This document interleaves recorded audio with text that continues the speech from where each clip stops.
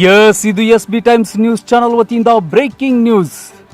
Karnataka Lokayukta SP Siddaraju Kalaburagi ಅವರು ಜೇವರ್ಗಿ ತಾಲೂಕಿನ ಸರ್ಕಾರಿ ಸಾರ್ವಜನಿಕ ಆಸ್ಪತ್ರೆಗೆ ಲೋಕಾಯುಕ್ತ ಎಸ್ಪಿ ಸಿದ್ದರಾಜು ದಿಢೀರನೆ ಭೇಟಿ.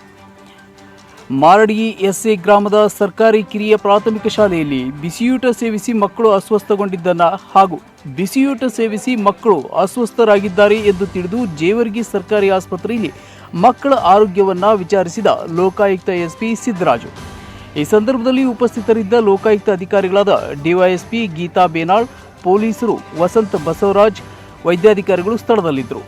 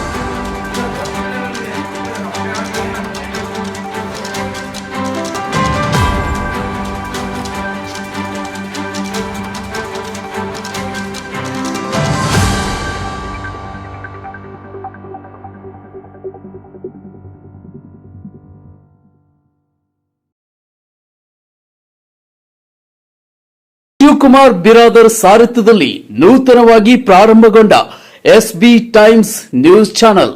ಈ ಚಾನೆಲ್ ಅನ್ನು ತಾವುಗಳು ಹೆಚ್ಚಿನ ಸಂಖ್ಯೆಯಲ್ಲಿ ವೀಕ್ಷಿಸಿ ಮತ್ತು ಸಬ್ಸ್ಕ್ರೈಬ್ ಆಗಿ ಹಾಗೂ ಹೆಚ್ಚಿನ ಸಂಖ್ಯೆಯಲ್ಲಿ ಶೇರ್ ಮಾಡಿ.